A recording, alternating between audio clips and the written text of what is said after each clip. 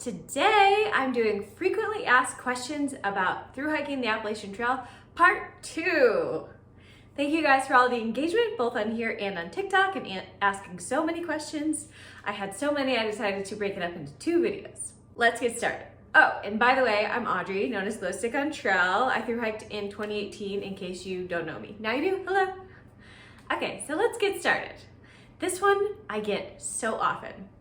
Can you thru-hike with a dog? You can, mostly. There are, I believe, only 2 sections of trail that you cannot bring your dog on the Appalachian Trail. And that is in the Great Smoky Mountains and in Baxter State Park, which is in Maine, where the trail ends, if you're going northbound. So Mount Katahdin is in Baxter State Park. I have heard that around the Smokies, there are places that will pick up and board your dog for the time that you are hiking through the Smokies. I'm sure there are probably places up in Maine as well, although most of the dogs I saw were farther down south, so I'm not totally sure about that. But I would caution you that most of the dogs that I met along the AT that were through hiking were not in the best physical shape. They seemed to be really struggling. I would say that was especially true for dogs that were carrying some of their own gear. But that being said, one of my friends hiked with a service dog for the entire trail, and he took such good care of her, and she was such a trooper, and she seemed to do really, really well out there. So you know your dog, you know what they're capable of, but I think the important thing is just prioritizing your dog's health while you're out there, which unfortunately isn't always the case, it seems like. So you just gotta do what's best for yourself and your dog. And if you really wanna bring your dog along, there are ways that you can do it. Did you hammock or tent? I tented. I had a Big Agnes Fly Creek 2. I started the trail with a different tent, a Kelty Salida, I think. And on day 3 of the trail, traded tents with a couple because they had the Fly Creek 2 and they were like, this tent's great, but it's too small. And I was like, my tent's great, but it's too heavy. And it was bigger than theirs, so they asked me if I wanted to trade. The trail provides, and I did. And I just love my little tent. Why did I tent instead of hammock? Because I like the privacy of having a tent. I like to go in there and change and chill out. Not that you can't chill out in a hammock, but it's really a privacy issue for me. And I did not see many women on the trail who did hammock. I think I only met one woman on the entire trail that was hammocking. And I suspect it has to do with the privacy reasons. Is New Hampshire as difficult as they say? Yes. Yes, it is. I met Miss Janet in Maryland. Miss Janet is the most famous trail angel on the Appalachian Trail. She follows the northbound bubble every year to provide trail magic, to help them on their journeys. She is a truly wonderful, as far as I can tell, and she really cares about hikers, and she really cares about the community, and like deeply, deeply loves the trail. Anyway, Miss Janet knows a thing or two because she has met a lot of hikers. And what she told me when I met her was, beware, because you are gonna arrive in New Hampshire feeling like you're 10 feet tall. Every thru-hiker does. You're gonna get there, you're gonna feel superhuman, you're gonna think that you can do anything and accomplish anything. She's like, be careful because New Hampshire is going to humble you. Well, guess what? Miss Janet was right. New Hampshire did humble me. I felt like I was prepared for that, and yet there's no way I could have been prepared because New Hampshire was just so much harder and so much more intense than the rest of the trail. The White Mountains are brutal. They're incredibly beautiful. The views are amazing if you get them, if they're not socked in. But the trail's really tough. It's steep. You do have to do a lot of climbing, and if you're short like me, that's even more of a burden on your body because, you know, I just can't lift my leg up as high because my legs aren't very long. I had pretty bad weather while I was there. It was super rainy, so the trail is really rocky and really rooty, and of course that's made much harder when it's raining.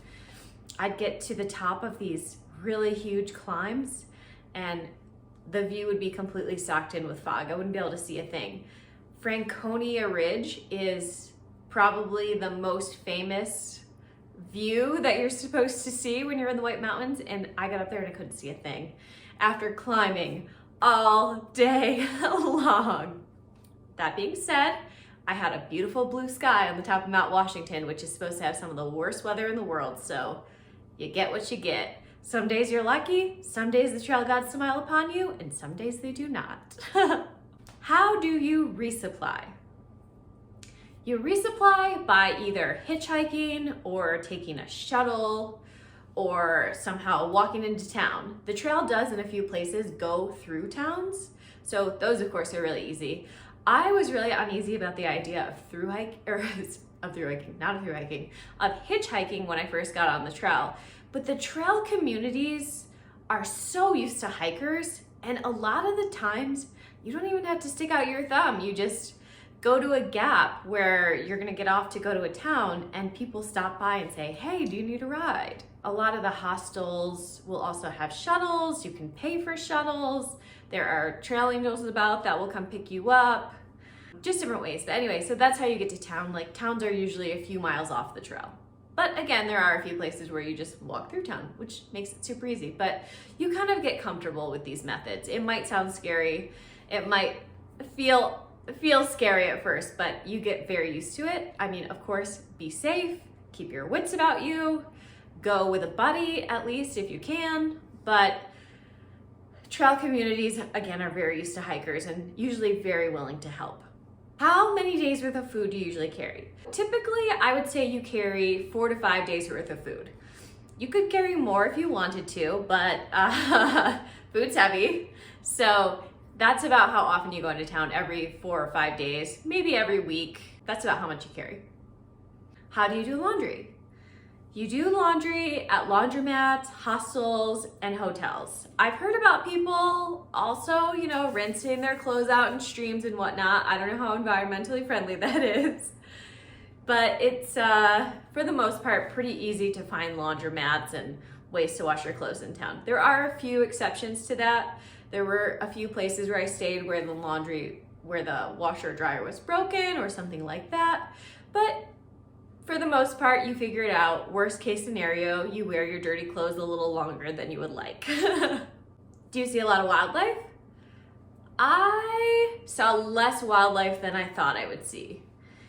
And I think that is because wild animals are smart and they know that there's a ton of foot traffic just along this tiny little corridor along the trail. And so they steer clear of that.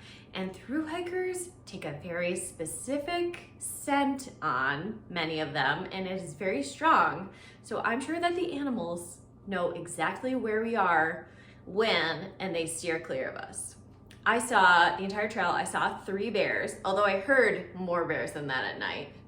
I saw 1 porcupine, 4 rattlesnakes, I think. Rattlesnakes are mostly common in New Jersey and Pennsylvania. They're timber rattlers. They're very docile. I know that because a friend of mine tried really hard to get one to shake its tail and it just would not do it. Saw tons of deer, 2 pine martens, such cute little creatures, very vicious to other animals, I've heard. I saw 0 moose, which that was super heartbreaking, but my first summer in Colorado, I think I saw like 10, so that made up for it. My friend Chef saw a moose though. It seemed to be the person who was hiking up front would see the most wildlife. So again, I think it's mostly that they're hiding. And I had friends who saw more than 10 bears in the Shenandoah National Park. I never saw one in the whole Shenandoah. I didn't see my first bear until New Jersey, and on that day, I actually saw 2 bears. There's a lot of wildlife in New Jersey. You might be surprised to learn that, but there is. And New Jersey's lovely, in case you're thinking, well, New Jersey. No, New Jersey's a lovely place. How many miles did you typically hike per day? This varied a lot. So at the beginning of the trail, the terrain is pretty tough and steep. And of course you don't have your trail legs yet. And everyone says, make sure that you go slow at first so that you don't get an overuse injury and have to get off the trail. We were going probably between 8 and 10 miles per day at the start of the trail. And then we were slowly building up from there. In the mid-Atlantic, we were consistently doing big miles between, I'd say 15 and 20 miles per day because the terrain's a lot easier. You've gotten your trail legs, you have your energy, you're feeling pretty good.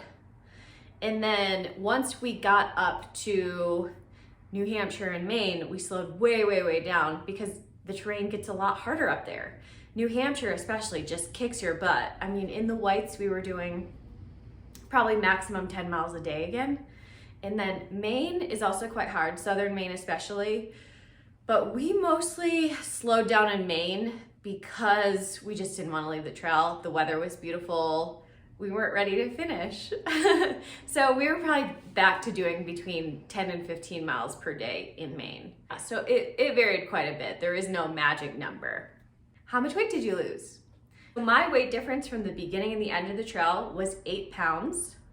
At my lowest weight, I'd lost 13 pounds, but I gained 5 pounds back in the state of Maine.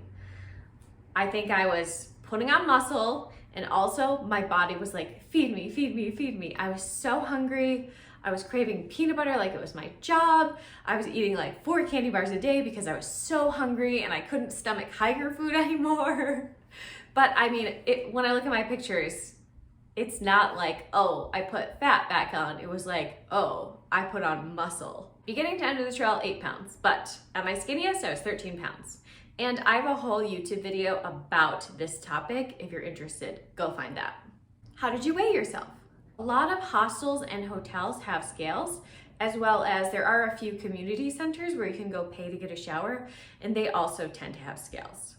Did you go back to your job afterward? No, I did not. I absolutely loved my job before the trail, but I was super burnt out from living and working in Washington, D.C. It's an extremely career-oriented city. Everyone just cares about their jobs, and that just wasn't the lifestyle that I was looking for anymore. So I had opted to look for a new job after the trail to try to move out to Colorado, which I succeeded in doing, luckily. Anyway, I hope that answers a lot of your questions. If you have more, make sure you put them in the comments. I always love to hear from you guys. And don't forget to like and subscribe. Really appreciate it. Thank you.